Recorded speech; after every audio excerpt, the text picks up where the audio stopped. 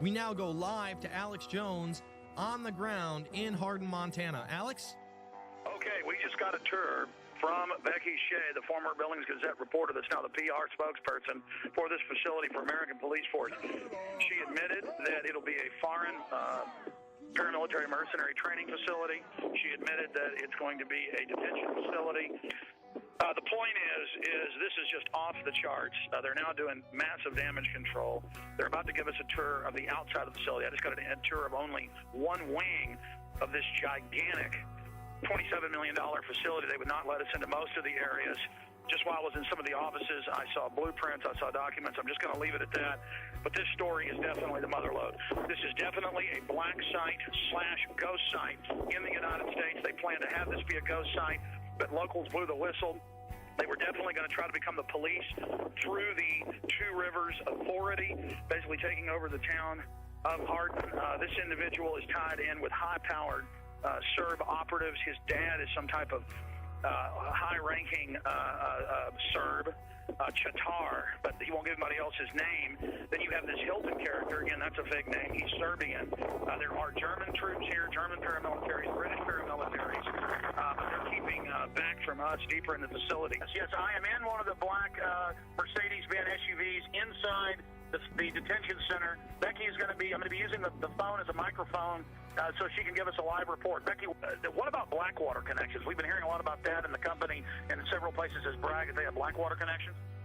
I've heard so many names that it's just absolutely phenomenal to me. We're not disclosing the name of our parent company, and that's it. We're not disclosing the name of our parent company. We stand alone. Well, there's a parent company. Well, there is a parent company of American Police Force. There is an umbrella company. American Police Force stands alone as a corporation, and we are American Police Force. We are who we are. But if it's a secretive group owned by a secret group and it's headed by a 14-time felon, and then they were putting police decals on their vehicles the first few days, I mean, don't people have a right to be a little bit concerned about this, Becky? There are newscasts for saying they wanted this to be Guantanamo Bay West. That was on CNN. That was not American Police Force, and I'd ask you to go back and recheck your sources. That was too. So they've not been requesting to have this as a facility to hold detainees? No, sir, and please, everyone listen carefully. Two Rivers Detention Facility will not hold Guantanamo Bay nor other multinational offenders. We're a minimum and medium. Why did I see documents on the wall, blueprints saying foreign alien detention facility? This is real. This is a ghost site / black site that we have on. This is a FEMA center they want to hold. She was telling me, I saw blueprints all over the place, scanning them quickly. As I was walking into the facility, and she'd say, "Oh, don't tape that," or don't show that. Where it was saying alien detention, troop barracks, processing facility. And she admitted they're going to do training to process people and to go out and set up checkpoints with CAT scan scanners, is the way she called it, to scan people's goods. So this is a huge processing center. I don't think she even knows everything. She seems pretty freaked out. She gets hired and finds out all this. And we went and interviewed bed and breakfasts, because there's hardly any hotels here. At two of the places, they said, oh, absolutely. Germans, Czechs, Brits, a lot of Serbs, really hardcore-looking people, won't pay in cash, act really suspicious. They've been here for a year. I mean, this is insane what we're dealing with up here. And they're just trying to act like it's all fine. We're not going to tell you our parent company. Everything's fine. Everything's wonderful. I mean, this is bizarro land. Well, court records from Orange County, California indicate Michael Hilton has a lengthy criminal past, including a 6-year prison sentence for a dozen counts of grand theft and other charges. And we learned just yesterday there's a warrant out for Hilton's arrest in Wyoming. American Police Force pulls out of contract negotiations with Two Rivers Authority. Color 8 Sarah Gradley joins us now live from the newsroom to tell us more about the latest development in this story. Sarah? Hey, Greg, Kathy. APF spokeswoman Becky Shea says it was a company decision to pull out. She says they learned things about the facility that made them lose interest in the deal.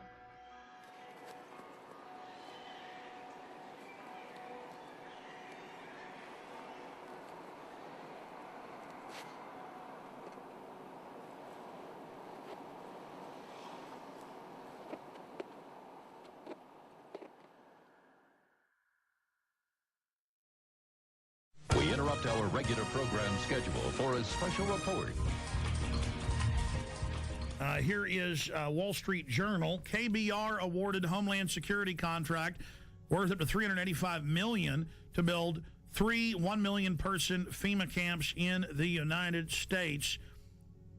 It says the ICE detention and removal operations program can be used for illegal aliens and for U.S. citizens and for other emergencies. Here's the New York Times. Halliburton subsidiary gets contract to add temporary immigration detention centers. Just like under Rex 84, the documents came out in the 80s. They said the cover would be for illegal aliens, but it would be really a martial law takeover plan and to suspend the Constitution and take over the media. So there's the New York Times we have saved up on prisonplanet.com. Also, George Bush reopened all the Japanese and German prisoner of war camps in the U.S. and put water in, light in, and then just have them set up and ready.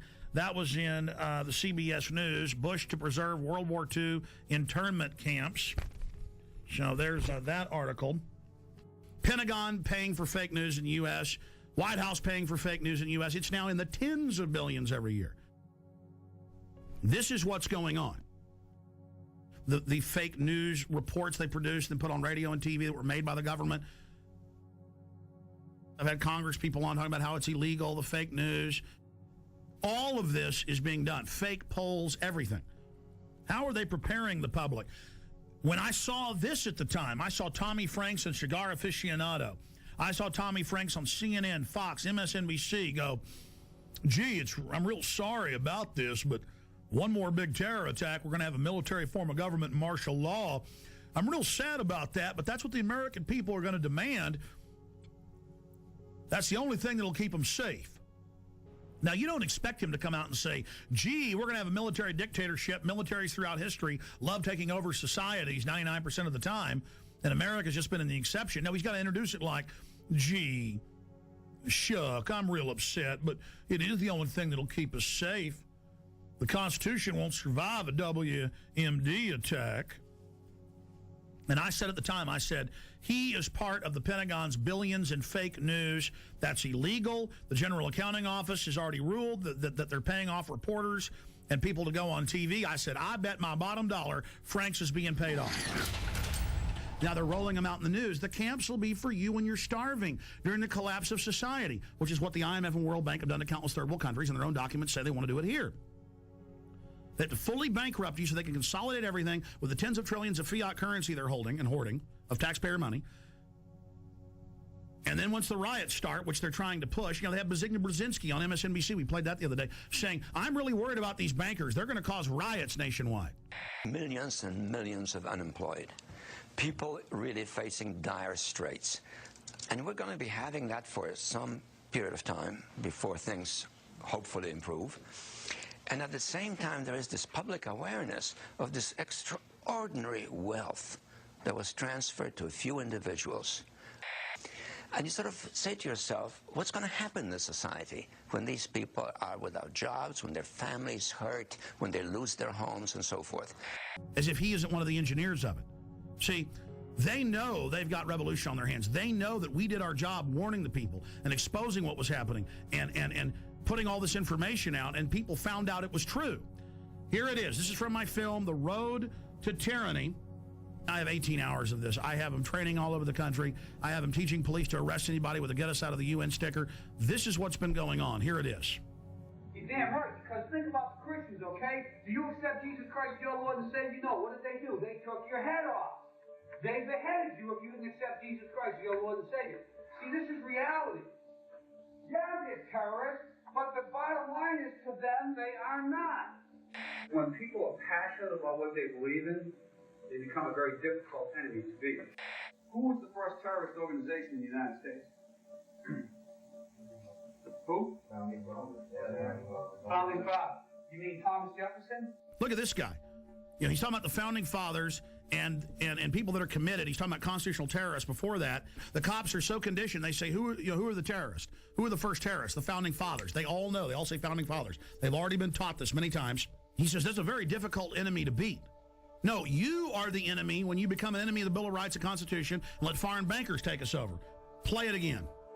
The guys who we call our founding fathers, George Washington, Mr. Honest, who cut down a cherry tree and admitted it, is the same guy who signed death orders, if you will, on members of the British government, the British Crown, who they wanted to eliminate because politically they had influence in certain pockets of the United States, at that time the 13 colonies, and they wanted to divide and conquer. They may get a whole lot of civilians, and hey, I'm going to be honest with you, okay? If they killed 10,000 civilians tomorrow with a biological agent, that's too bad for them.